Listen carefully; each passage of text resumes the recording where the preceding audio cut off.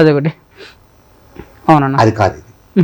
ఆడికి ఇది స్పర్శ కనిపించలే, వెరైటీగా కనిపిస్తుంది స్పర్శ. అవును. అందుకే ఆకర్షితుడయ్యాడు. ఓకే, ఆకర్షితుడయ్యాడు. అమ్మ దగ్గర ఉన్న అవయవాలు ఎమ్మి దగ్గర ఉన్నాయి. అమ్మ దగ్గర ఉన్న అవయవాలు ఈ విధంగా ఉన్నాయి, ఇంకా వేరే లేవు కదా, మరి ఎందుకు లోనైపోయాడు? అది ప్రత్యేక ఆకర్షణ, ప్రత్యేకమైన అభిమానము, అందులో స్పెషలైజేషన్ అన్నమాట. అది ఆ వయసులో ఉన్న ఆడపిల్ల కానీ వయసులో ఉన్న మగాడు కానీ ఇద్దరు ఒకరికొకరు అంటు పెట్టుకుని ఎల్లప్పుడూ తిరుగుతూ ఉంటే సమాజాన్ని కానీ ఇటు తల్లిదండ్రులు కానీ ఇటు దేశాన్ని కానీ విడిచిపెట్టేశారంటే ఒక ప్రత్యేకమైన ఆకర్షణలో ఉన్నటువంటి వాళ్ళు. అది కట్ అవ్వడం అనేది కొద్దిగా చాలా కష్టం, చాలా కష్టం. సత్సాంగత్యము చేయరా, మంచి వాళ్ళు పెద్దవాళ్ళతో తిరిగిరా అని విడదీసి కొంతమంది పెద్దవాళ్ళతో తిప్పినా మళ్ళీ ఇక్కడికి వస్తాడు. అది దానికి అందుకే స్పెషలైజేషన్ పెరిగి ఆ కోర్స్ అంతా స్పెషలైజేషన్. ఆడు వేరేగా కోర్సులోకి వెళ్ళిపోయాడు. మంచిగా కట్ అవ్వదు అది. కాకపోతే స్పర్శ కాకపోతే కట్ అయిపోతాడు. స్పర్శ ఆల్రెడీ ఉంటేనే ఆ లేచిపోవడాలు అన్నీ ఉంటాయి. కనుచూపుల ద్వారా ఆకర్షింపబడే వ్యక్తులు వేగంగా మీలాంటి వాళ్ళు మనటి వాళ్ళు చెప్తే కొద్దిగా కట్ అవడానికి అవకాశాలు ఉన్నాయి. ఎందరో ఉన్నారు.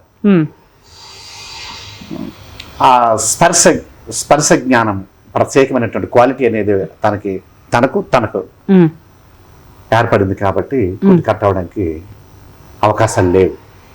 ఓకే, ఇప్పుడు యూత్ ఆ పెడదా వదిలేసి రైట్ మార్క్ రావాలంటే మీరు ఏం చెప్తారన్నా? మంచి క్వశ్చన్, మంచి ప్రశ్న ఇది. అంటే మీరు టీచర్ ఏం చెప్తారు వాళ్ళకి? గురువుగా ఎక్సలెంట్, యువర్ ఎక్సలెంట్.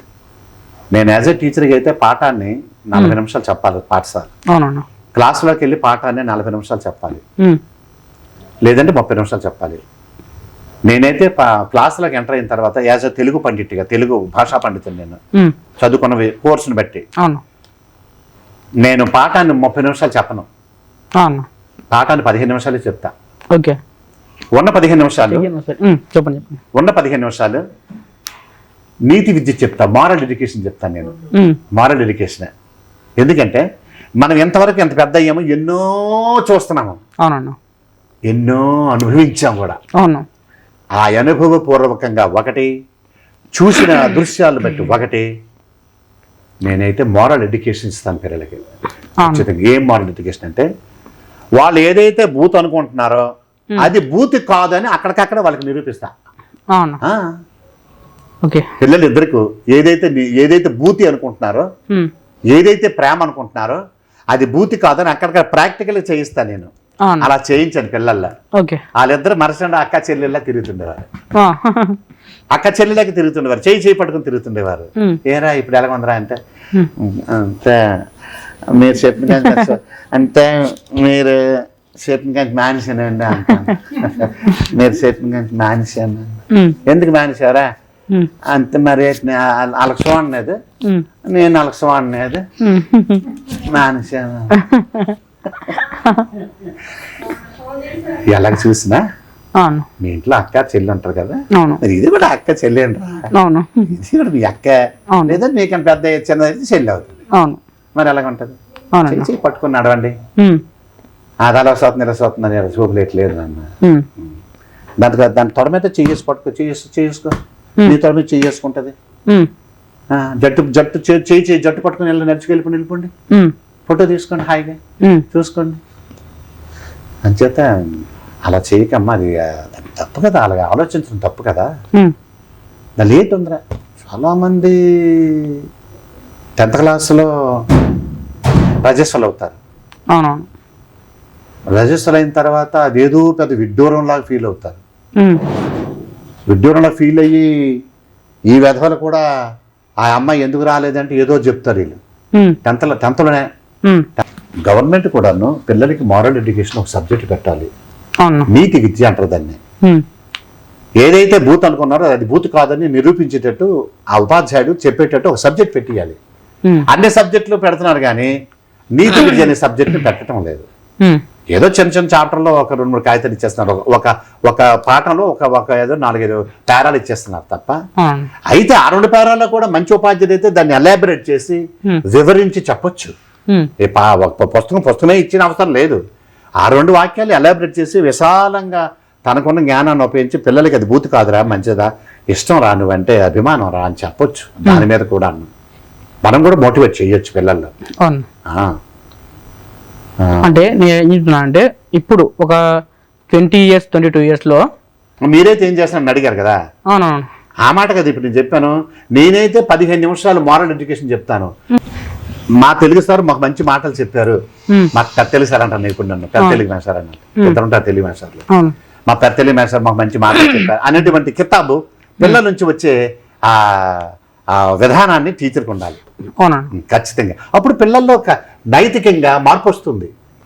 టీచరే దరిద్రమైనటువంటి సంభాషణ చేస్తుంటే క్లాసులో పిల్లలు ఏ విధంగా ఆకర్షితులు అవుతారు. ఉపాధ్యాయుడే ద్వంద్వార్థాల మీద మాట్లాడుతుంటే పిల్లలు ఏ విధంగా స్పందిస్తారు. ఇప్పుడు కొందరు ఇప్పుడు ఈ మధ్య మీడియాలో పేపర్లో చూస్తున్నాం, టీవీలో ఆ పేపర్లో. నిన్న ఒక టీచర్ చూసా, ఒక హై స్కూల్ టీచర్ ఏదోలో ప్రవర్తిస్తున్నాడట. ఆ పిల్లలు హాయిగా వాళ్ళ అమ్మ నాన్నతో చెప్పారు.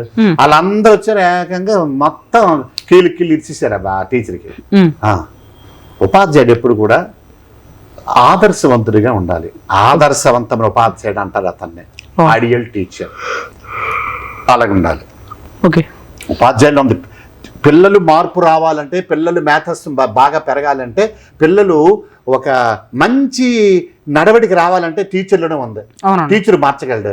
ఎంతసేపు ఉంటారు తల్లిదండ్రులు, పిల్లలు రాత్రి పోయిన తర్వాత ఆడుకొని తినేసి పడుకుని పోతారు. తెల్లవారు మళ్ళీ స్నానం చేసి మళ్ళీ పట్టుకొని వచ్చేస్తారు స్కూల్కి.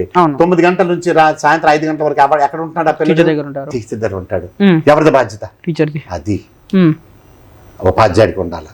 ఈయనకి ఉపాయం ఉండదు, ఈయనకి ఆ బాధ్యత ఈయనకి ఉండదు. పాఠం ఏదుందో పాఠం, ఆ పాఠం పడ అరిచేయడం, చెప్పేయడం, వచ్చేయడం, మళ్ళీ రెస్ట్ రూమ్కి వచ్చేయడం. ఈలోగా ఆడు ఏటి అర్థం చేసుకోండో తెలియదు, ఆడేటి ఈయన ప్రశ్న అయితే ఆడు ఏడు జవాబు చెప్తాడో తెలియదు. అట్లా పరిస్థితి అయిపోయింది అనమాట. మనము నీతివంతంగా ఉండాలి. ఆ నీతి తగ్గట్టుగా పిల్లలకి ఆ నీతిని బోధించాలి. అప్పుడు పిల్లల్లో మార్పు వస్తుంది. అయితే ఎప్పటికీ రాదు అంటే ప్రయత్నం చెయ్యాలి. ఆ పిల్లడు చాలా కంగాలి, అల్లరోడు అని అంటుంటారు. ప్రయత్నం చేయాలి, మార్చడానికి ప్రయత్నం చేయాలి. నేనైతే కొద్దిగా సామభేద దండోపాయాలు ఉపయోగిస్తాను. నన్ను చాలా స్కూల్లో హెడ్ మాస్టర్ గారు నాయుడు గారు కొద్దిగా ఇంకొద్ది తగ్గించదండి నన్ను. హెడ్ మాస్టర్లే, పెద్ద మాస్టర్లు కొద్దిగా తగ్గించదండి నన్ను. ఏట తగ్గించరా? దండోపాయం. మరీ ఎటకారంగా ఉండి టీచర్ అంటే రెక్లెస్గా నిర్లక్ష్యంగా ఉన్న వ్యక్తులకి మొన్న గరికపాటి నరసింహారావు గారు చెప్పారు, పిల్లలకి దండన లేకపోతే చదువు రాదు అని అన్నాడు ఆయన. అది యథార్థం. ఒక్క లెంపకైనా పడాలి అడిగి, అప్పుడే భయపడతారు, లేకపోతే భయపడరు. భయము భక్తి 2 ఉండాలి టీచర్ పిల్లలకి. అప్పుడు పిల్లల్లో మార్పు వస్తుంది. ఎందుకు రాదు? వస్తుంది. ఒక 5వ తరగతి నుంచి 10వ తరగతి వరకు 5 సంవత్సరాలు టీచర్ చదువుతున్నాడు. 5 సంవత్సరాలు ఆ మాత్రం మార్చలేడండి ఉపాధ్యాయుడు. అప్పుడు ఖచ్చితంగా వస్తుంది. ఆ బాధ్యత టీచర్ది. నేను ఒప్పుకుంటాను. ఇప్పుడు మీరు అంటే ఒక 20 years వాళ్ళ గోల్ ఏందో వాళ్ళకి తెలియదు. వాళ్ళ గోల్ ఏందో వాళ్ళకి తెలియదు. వాళ్ళ మెచ్యూరిటీ అంతా లవ్ మీద ఉంటుంది. వాళ్ళ గోల్ వాళ్ళకి తెలియదు. వాళ్ళు దాన్ని వదిలి వాళ్ళ లక్ష్యం వైపు వెళ్ళాలంటే దానికి మీరు ఏమని చెప్తారు వాళ్ళకి? మీరేం మాట చెప్తారు వాళ్ళకి? దాన్ని వదిలే లక్ష్యం మీద ఉండరా అంటే చెడిపోయిన చూపించాలి. చెడిపోయిన చూపించాలా? అర్థం చూపించినట్టు పూర్తిగా చెడిపోయిన చూపించాలా? రైట్. ఇప్పుడు సినిమాలో అదే చూపించాను కదా.